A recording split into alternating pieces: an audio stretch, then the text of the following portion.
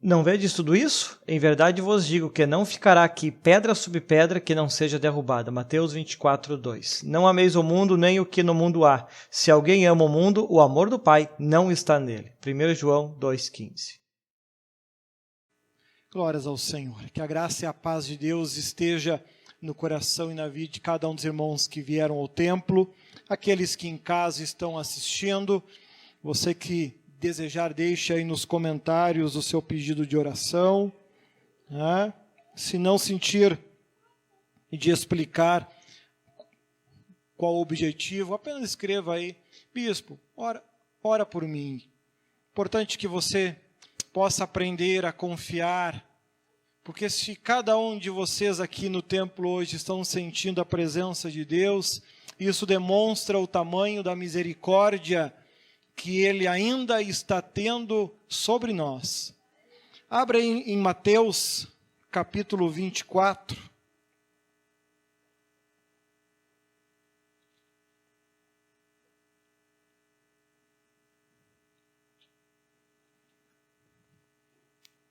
Mateus, capítulo 24, e versículo 12.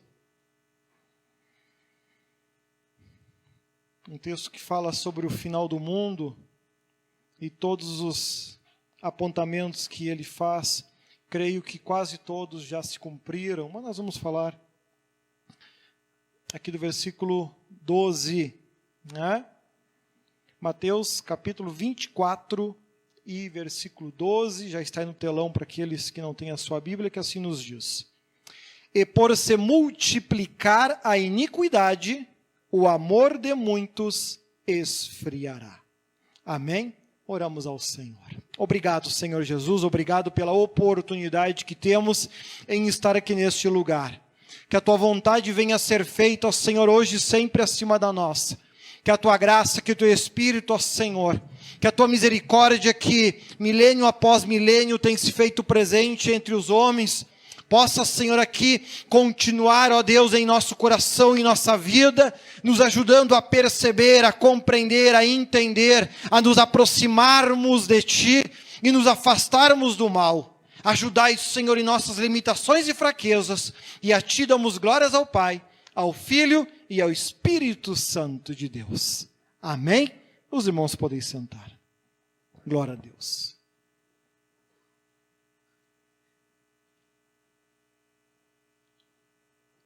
Glória a Deus.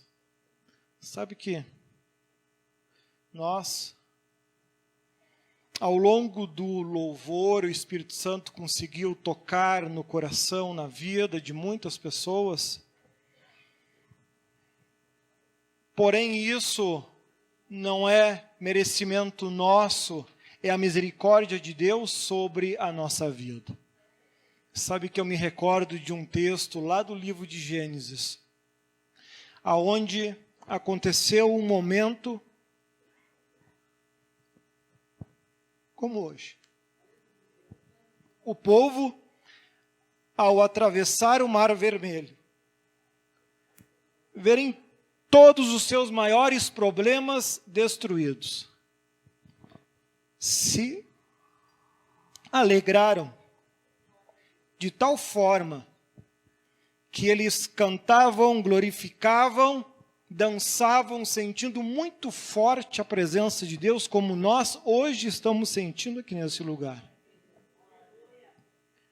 Este mesmo povo, que sentiu tão forte a presença de Deus, poucos dias depois, foram todos eles, sem exceção, reprovados por Deus e proibidos de entrar na terra prometida.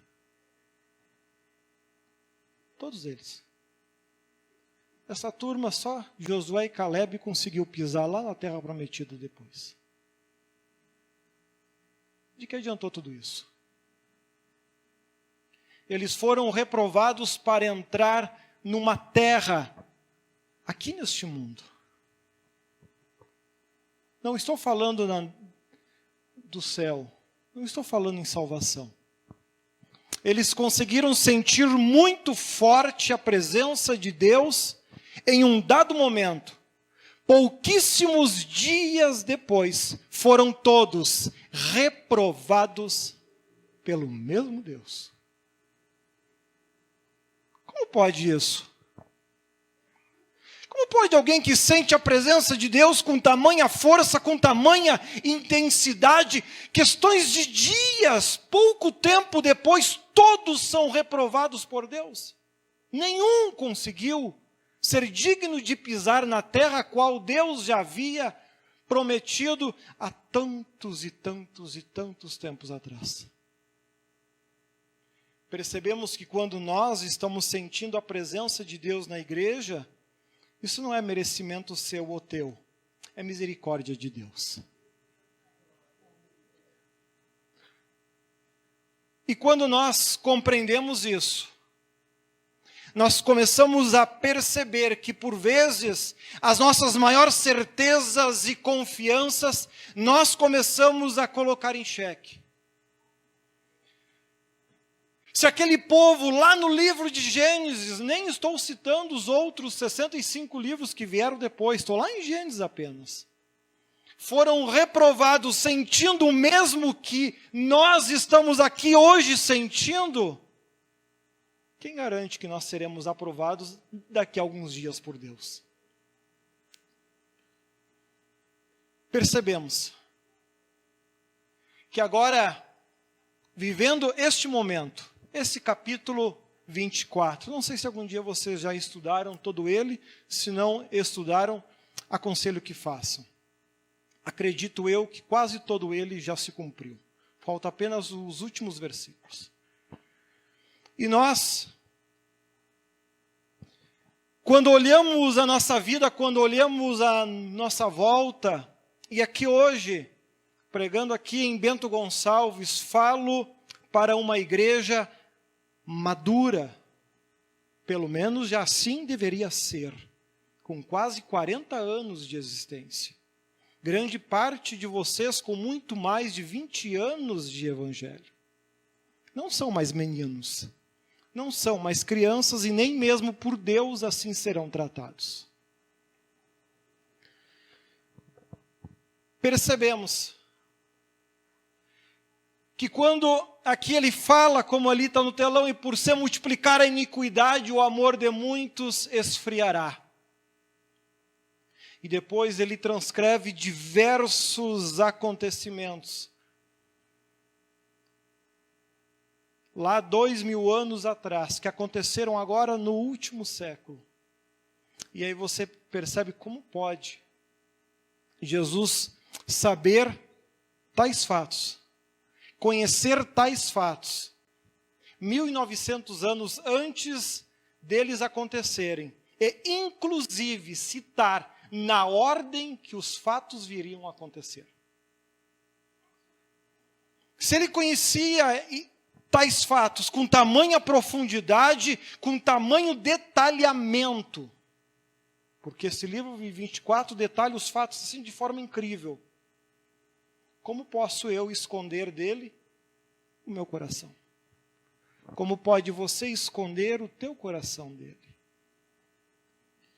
Mas, bispo, eu falo em profecia, eu falo em línguas, eu sinto a presença de Deus. O povo de Moisés também. E tamanho era o poder entre eles, que choveu pão e carne. Estamos vivendo um tempo onde o crente reclama do preço da carne. Eles sentiam Deus com tamanha força, com tamanha intensidade, que essas coisas chovia. Em meio ao deserto, eles tinham abundância de pão, abundância de carne, tamanha era que deu até para enjoar. E foram reprovados por Deus. Você já fez chover pão só dentro da tua casa, não precisa ser no bairro todo. E já fez chover carne lá dentro da tua casa? Não. Quem sabe você ainda não chegou na fé que esses homens e mulheres tinham. E mesmo assim eles foram reprovados. Não é em vão que a Bíblia ela vem e diversos foram os que ministraram isso, principalmente o apóstolo Paulo, que nos tempos de hoje, com certeza, ele não seria visto como um grande servo de Deus. Porque, por muitas vezes, para se alimentar, ele tinha que fabricar cestos. Ele não tinha um carrão, não tinha uma baita casa, não tinha muito dinheiro. Mas ele conseguiu ter o que lá em Gênesis, 2 milhões de pessoas que viram chover pão e carne, não conseguiram. O que tinha no apóstolo Paulo que 2 milhões de pessoas não tinham? O apóstolo Paulo não viu chover pão. O apóstolo Paulo não viu chover carne. Ele viu perseguição. Ele viu chicote. E conseguiu ter o que 2 milhões de pessoas, com toda a fartura e abundância que se pode sonhar, não conseguiram ter. Quando a gente vem aqui para o livro de 2 Timóteo, capítulo 3, não vou me aprofundar muito, são textos bastante complexos, a gente levaria muito tempo. Apenas o versículo 1, 5 e 7, se você puder abrir a sua Bíblia. 2 Timóteo, capítulo 3, versículo 1, 5 e 7. Olha só. Versículo 1. Sabe, porém, isto, que nos últimos tempos sobrevirão tempos trabalhosos. Versículo 5. Tendo aparência de piedade, mas negando a eficácia dela. Destes, afasta-te. 7. Que aprendem sempre e nunca podem chegar ao conhecimento da verdade.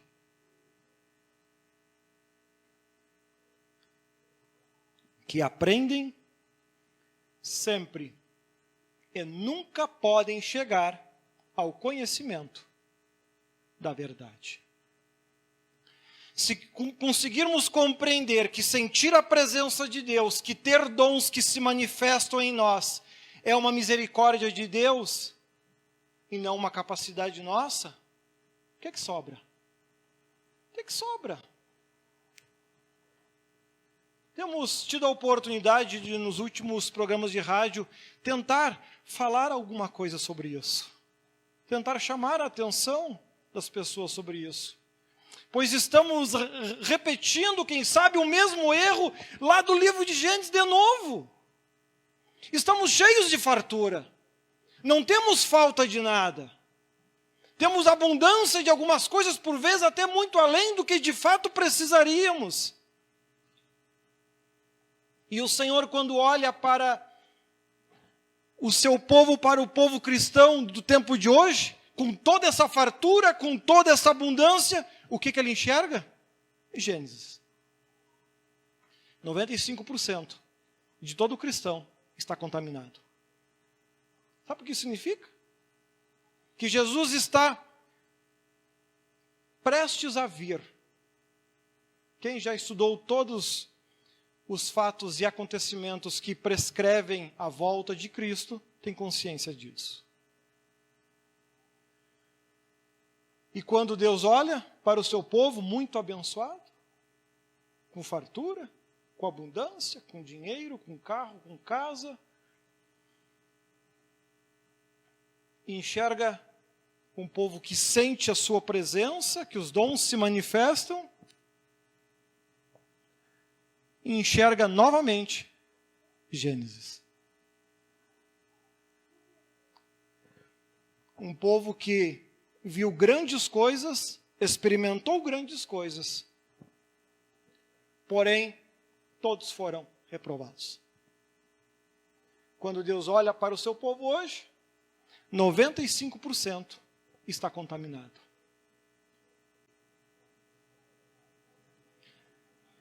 Cerca de 6.000 anos depois, 6.000 anos de profetas, 6.000 anos de pregações, 6.000 anos de milagres, 6.000 anos de cura,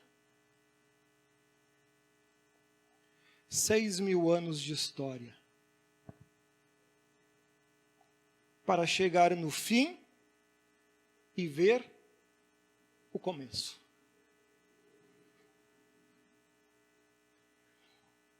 E conhecendo tudo isso, tendo ciência de tudo isso, Cristo ainda se propôs morrer na cruz por mim e por você.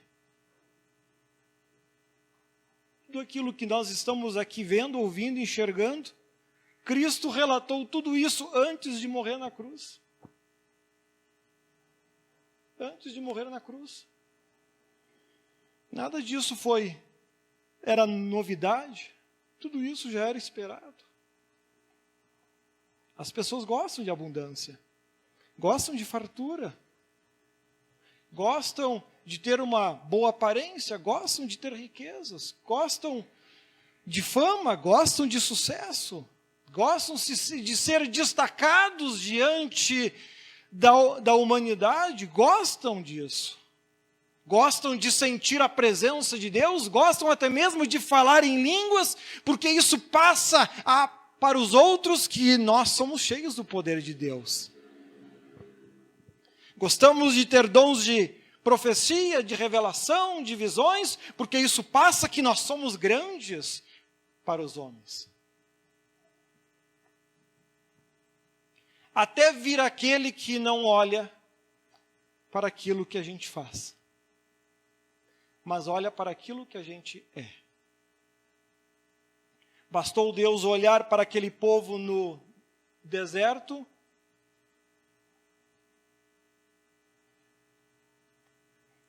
para pronunciar: nenhum está como eu quero. Todos eles foram condenados a andar em círculos em meio do deserto.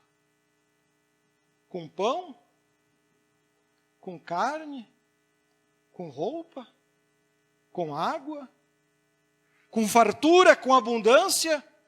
Mesmo condenados, nenhum deles foi desamparado, passou fome, sede, tampouco frio. Nenhum deles. O homem não cumpre com a sua palavra, Deus cumpre até o fim. Porém, eles tendo toda aquela fartura, conseguindo dar disponibilidade para sentirem a presença de Deus, um a um, foi perecendo. Um a um foi morrendo. Um a um foi caindo em meio ao deserto. Abençoados, fartos, sim, porém, condenados. Se as suas almas se salvaram, Deus o sabe. Mas não entraram na terra prometida. Como pode? Eles não tinham que ter entrado, já que Deus os abençoava tanto, já que eles sentiam tanto a presença de Deus quando se reuniam. Se Deus conseguia se manifestar tão forte nas suas vidas, por que eles não conseguiam entrar na terra prometida? E não entraram. Você realmente acredita que por estar com uma vida farta, você está salvo? Você realmente acredita que por sentir a presença de Deus, você está salvo? Vai querer também se iludir igual eles? Para passar uma vida aqui na terra andando em círculo? Para quando sair daqui, Deus simplesmente olhar para ti e dizer: para mim não serve. Por vezes achamos que, por vezes confundimos misericórdia com piedade. Emoção, sentimento, isso é coisa nossa, homens e mulheres. no mundo espiritual existe o certo e o errado. O que está pronto e o que não está pronto. O que pertence a Deus e o que pertence a Satanás. E quando o apóstolo Paulo diz, Deus é riquíssimo em misericórdia para nos dar muito além do que pedimos, somos provas disso. O povo lá de Gênesis era a prova disso. Eles viram chover pão, chover carne, sair água da rocha no meio do deserto. E nenhum se salvou. Porém, Deus cumpriu o que prometeu a Moisés até o fim. Nenhum deles morreu de fome, nenhum deles morreu de frio, nenhum deles teve falta sequer qualquer ao longo da sua vida. Só não entraram na terra prometida. E aqui o texto falando aqui em Timóteo, que complementa lá Mateus 24. Ele vem para tentar chamar a nossa atenção. E a nossa, esse texto não foi escrito para eles. Esse texto foi escrito para nós. Quando chegar lá próximo ao fim, as pessoas começarão a agir, se comportar exatamente igual ao começo. Exatamente igual. Vão ter dons, vão sentir a presença de Deus, vão amar e estudar a palavra de Deus, vão amar e estudar, vão amar e estar na igreja, aprender sempre e nunca chegar ao conhecimento da verdade. Vão passar uma vida andando em círculos. Exatamente o povo lá no deserto. Será que você consegue ter ciência disso? Será que você consegue se perceber em todos os dias da tua vida, você, ao dobrar os joelhos, você pedir, Senhor, me ajuda nas minhas fraquezas. Me ajuda. Me ajuda nas minhas falhas. Me ajuda na minha ignorância. Ajuda-me a compreender aquilo que eu não consigo enxergar.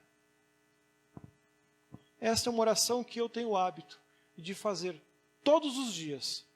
Desde uma vez que eu tive, por 2 dias consecutivos, eu sonhei com a volta de Cristo.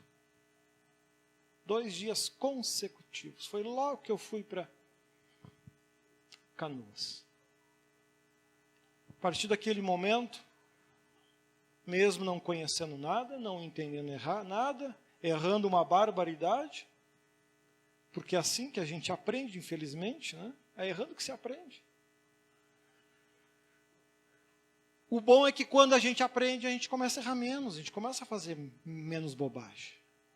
E ao mesmo tempo a gente começa a se desprender daquilo que é do mundo e não dar mais tanto valor a essas coisas como dávamos antes. A gente começa a perceber que o carro zero de hoje, daqui a pouquinho é usado. A belíssima casa que encheu o teu coração de alegria, daqui 6 meses é apenas uma casa. É apenas um carro. E muitos chegam num momento que tem tanta coisa, estão tão abençoados que a vida perdeu o sentido e cometem suicídio. A cada minuto que eu estou aqui falando, uma pessoa no mundo comete suicídio.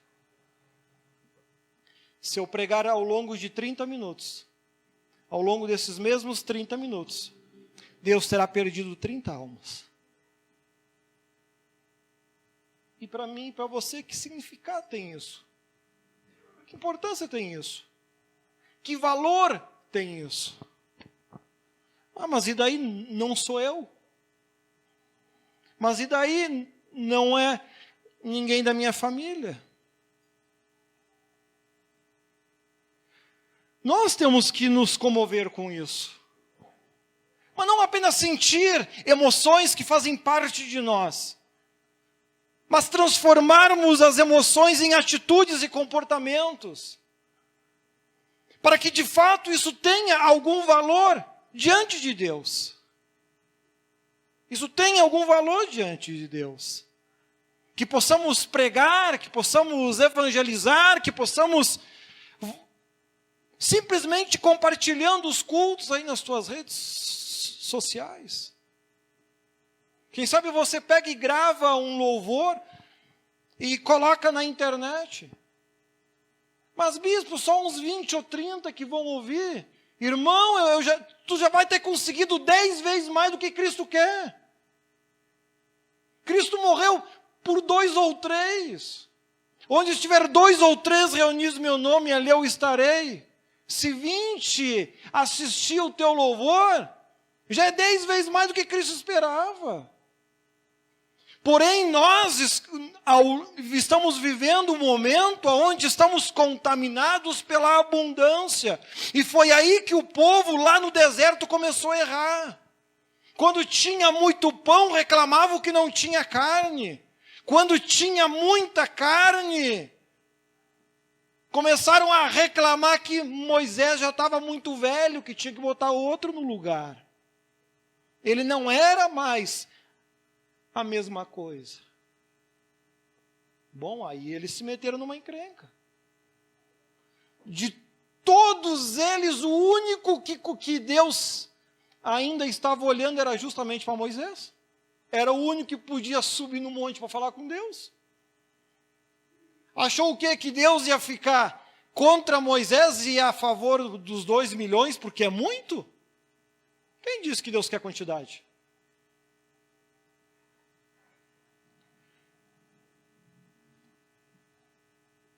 Moisés, daquela sua forma de ser, simplesmente disse: se Deus realmente está comigo, que vocês não tenham uma morte natural. Simples, a terra se abriu e engoliu mulher, filho e todo mundo. Não me recordo de depois daquele dia alguém ainda achar que Moisés estava muito velho. Mas eu pergunto, precisava? Com anos e anos e anos de cura, de milagre, anos e anos vivendo milagre, chovendo pão e carne, anos e anos vendo a sua roupa se renovar no corpo e nunca envelhecer, vendo a roupa dos seus filhos aumentar de tamanho conforme eles aumentavam, anos e anos sentindo forte a presença de Deus e enxergando forte a presença de Deus. Para quê? Para nada? Só para os seus corações se encherem de orgulho, de grandeza e se acharem melhor do que Moisés? Só porque Moisés não dava bola para essas coisas?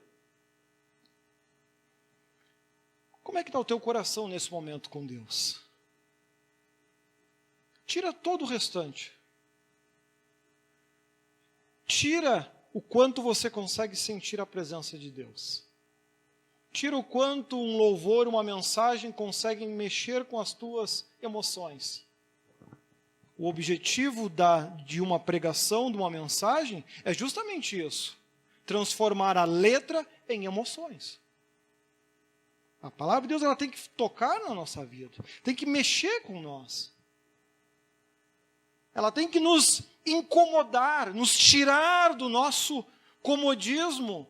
Aqui ele alertou e iam viver tempos trabalhosos, tendo aparência de piedade, mas negando a eficácia dela. Destes afasta-te, que aprendem sempre e nunca chegam ao conhecimento. Ainda cita ali Janes, Jambres, que resistiram a Moisés e assim por diante.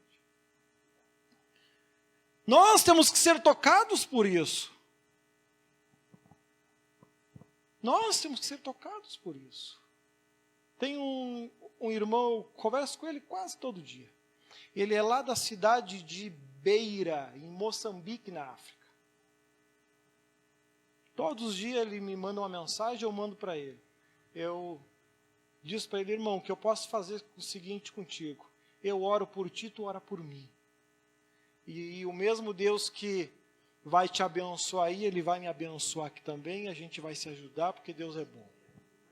Então, todos os dias, quase a gente conversa. Nem que seja mandar um bom dia, como é que tu tá? E vivem louvam a Deus. Agora, essa semana, os cultos voltaram lá também, porque antes não podia por causa da pandemia. Eu até compartilhei o vídeo até no grupo. Né? A igreja deles não tem um forro bonito, não tem tudo isso, não tem isso, não tem lá um café, um chá, não tem ar-condicionado, os bancos não são estofados, é um cepinho com uma tabuinha pregada e os irmãos e irmãs que sentam tem que se equilibrar para o negócio não cair, é o que tem. Mas eles estão lá louvando a Deus de uma forma que tu sente a presença de Deus vendo eles cantar. Eles não têm as profecias, revelações, visões, o acesso com Deus que nós temos no nosso ministério. Eles não têm essas coisas. Quem sabe você olha o vídeo e alguns comportamentos você diz, mas isso não é o certo. Amados, eles não sabem o que você sabe. Eles não têm a facilidade que vocês têm. Porém, eles estão conseguindo oferecer, muitas vezes, aquilo que nós não conseguimos. Se Deus deixasse cada um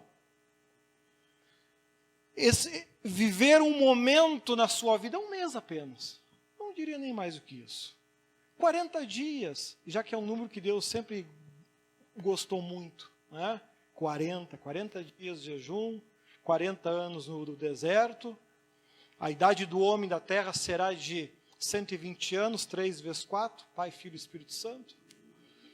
Deus sempre gostou dos números, né? Eles têm uma lógica interligada entre todos eles. Então, se Deus permitisse que por 40 dias apenas você pudesse experimentar na tua vida apenas aquilo que para Deus tem valor.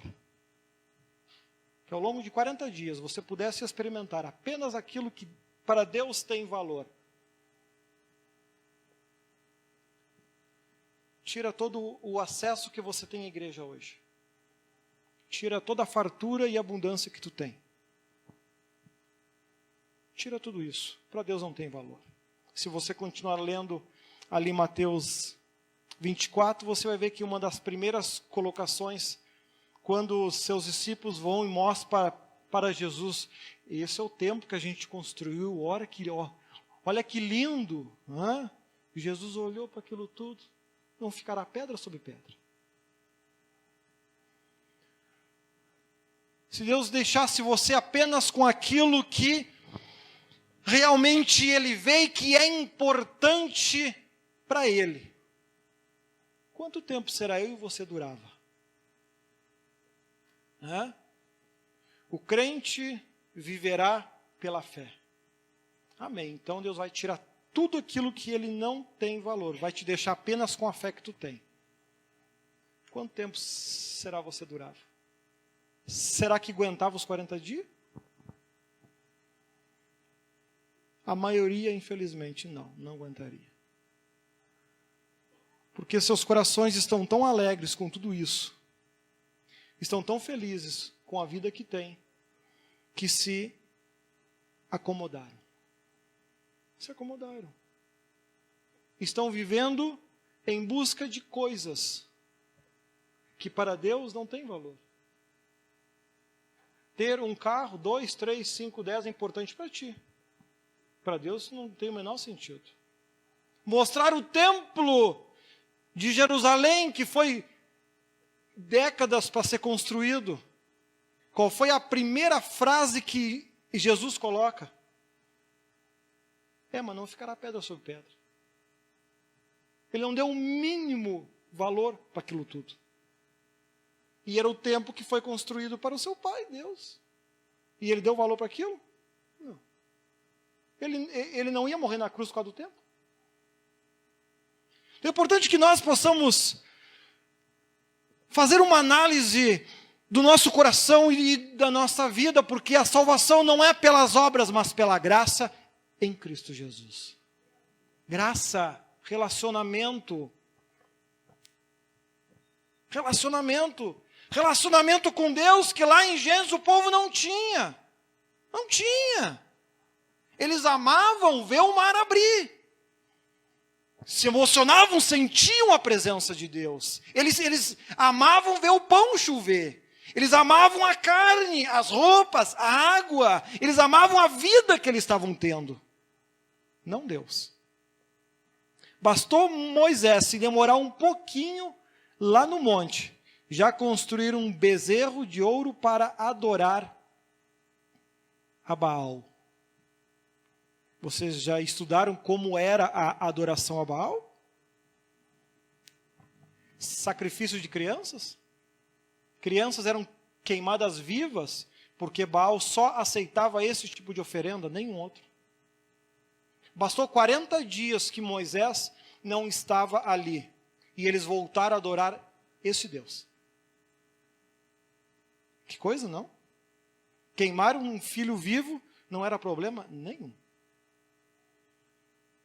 Nós poderíamos dizer hoje, mas nós somos diferentes. É? Está ensinando a Bíblia para o teu filho? Tem tirado tempo para reunir aí na tua família e vocês orarem e buscarem a Deus? Isso é importante? Escolhas que eu e você vamos fazer ao longo da vida.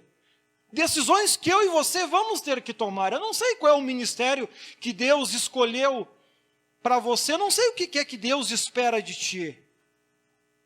Eu sei o que Deus espera de mim. Eu sei que Deus, a única coisa que Ele espera de mim é que eu faça só o que Ele quer, não o que eu quero. Simples, né? Que nós consigamos sentir. Nós consigamos sentir aquilo que Deus sente.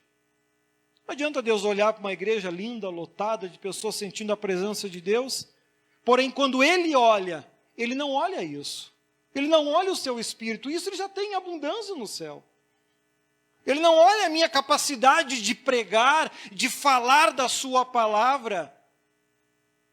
A parábola das 100 ovelhas, lembra?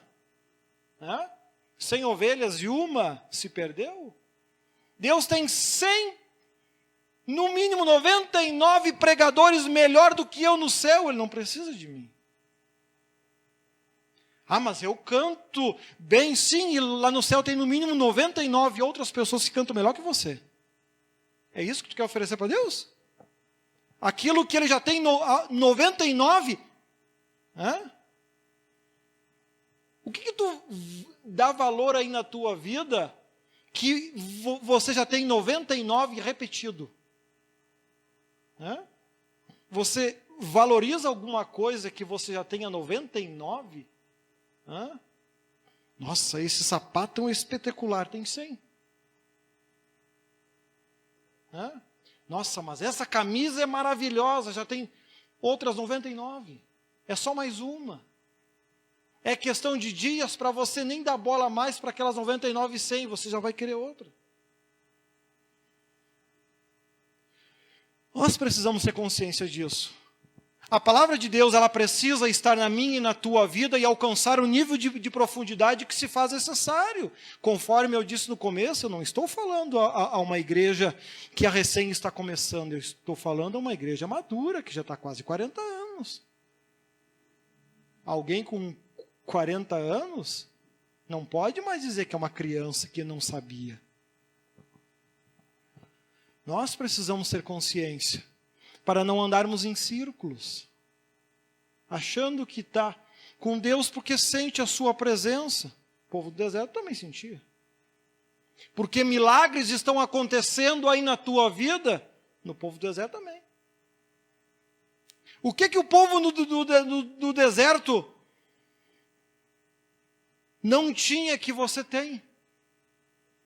O quê? Se bobear, eu acho que eles tinham mais do que nós.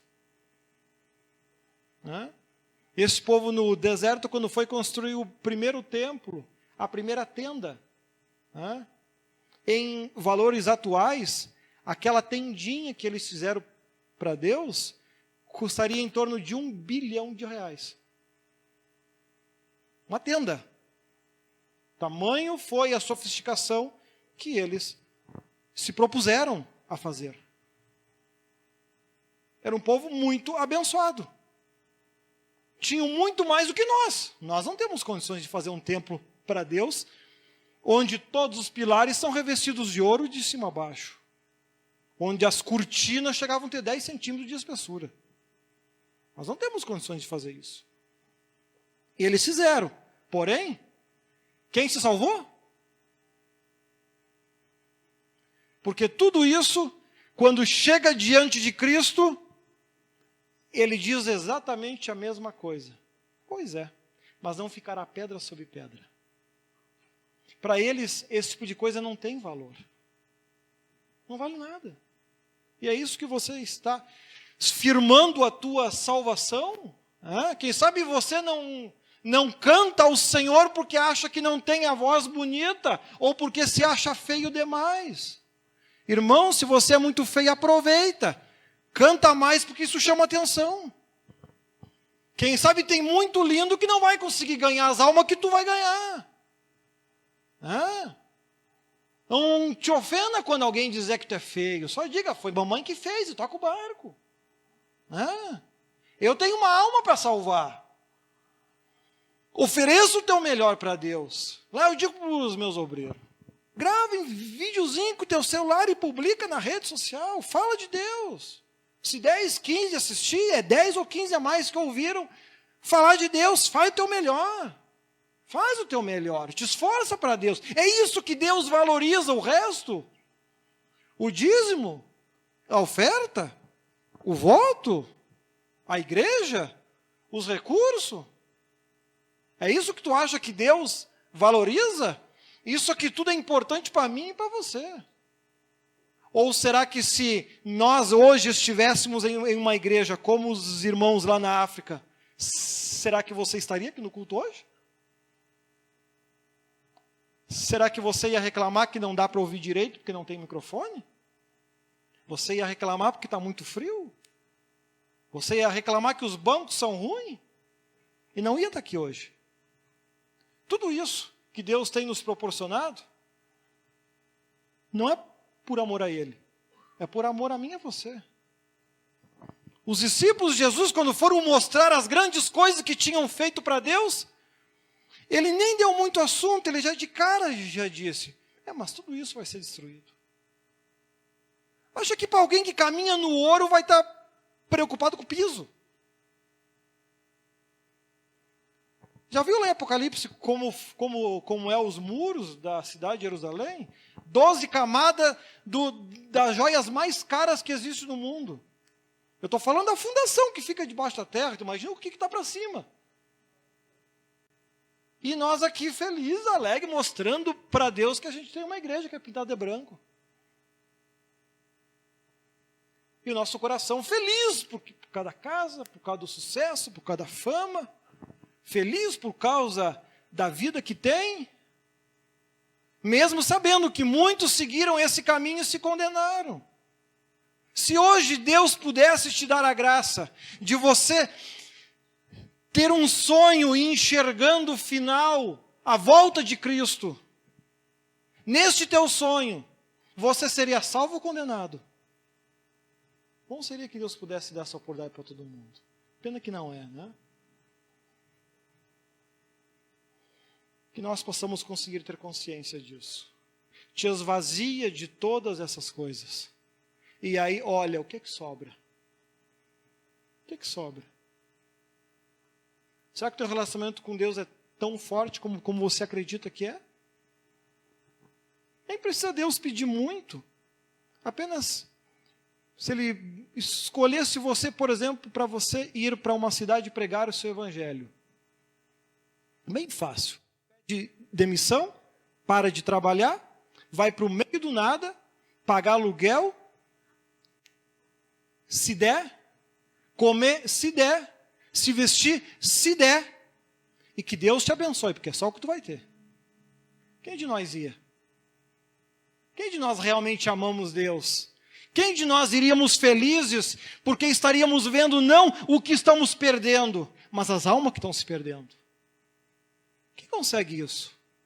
Quem consegue sentir o que Deus sente? A maioria tem muito boas desculpas, né? Filhos pequenos, um bom trabalho, um bom salário. Né? Ah, mas por que Deus não me coloca aqui mesmo? É fácil, né? Servir a Deus rodeado de bênçãos e fartura é barbada. Todo o povo que foi tirado do Egito também acreditava nisso, né? Lá no livro de Êxodo, melhor dizendo, né? Esse povo começou a se formar lá em Gênesis ainda, né? Lá com Abraão, Isaac, Jacó. E vendo os filhos de Jacó, já dava para ali ver que a coisa não estava indo bem. Não estava indo bem. Já estava mal lá. Era um pepino a família de Jacó. Tirando José, o resto, ó, Jesus amado. Que encrenca. Mas é o que Deus tinha. Não tinha outro. Assim como hoje, Ele tem eu e você. Deus dá oportunidade. Esse povo teve oportunidade para se arrepender. Esse povo teve oportunidade para se voltar para Deus. Porém, eles preferiram continuar vivendo em círculos, porque a sua vida era farta e confortável.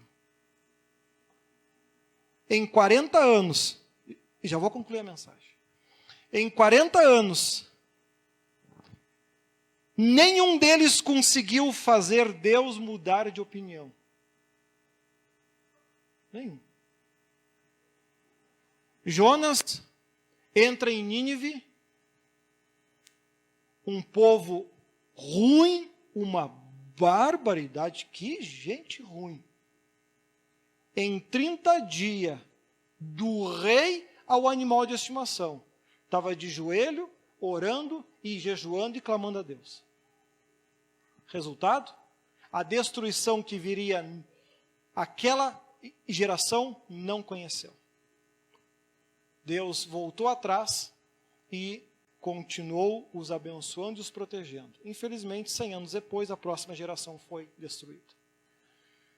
Deus dá oportunidade. Deus é bom. Deus é bom.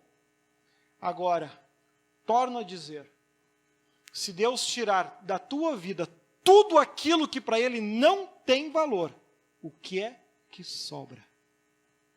Vamos colocar pensamento, vamos orar, vamos falar com Deus. Pensamos em Deus. Altíssimo Deus e amado Pai, que a Tua palavra, que a Tua graça e a Tua bênção venham estar no nosso coração e na nossa vida. Que nós, ó Senhor, não venhamos estar andando em círculo como a família de Jacó, que tinham promessas, mas não tinham atitude e comportamento. Que não venhamos estar andando em círculo como o povo alinheso que foi tirado do Egito e ficaram 40 anos andando em círculo, com fartura, abundância, porém nada tinham para oferecer a Ti. Ajudai-nos, ó Senhor, que nós consigamos sentir o que Tu sente, que nós possamos sentir por Ti o amor pelas almas que Tu sente. Ajuda-nos, ó Senhor, a sentir aquilo que vem de Ti e não aquilo que o mundo está oferecendo. O mundo passou a amar aquilo que aqui tem, valorizar unicamente aquilo que aqui tem, sonha em ter cada vez mais aquilo que aqui o mundo pode oferecer, porém não consegue sonhar os teus sonhos, não consegue sentir o que tu sente, não se sente incomodado por aquilo que acontece à volta. Ajudai-nos, ó Senhor, para que o Teu poder, a Tua graça e a Tua bênção venha se multiplicar no nosso coração e nossa vida, porque bom e fiel és Tu.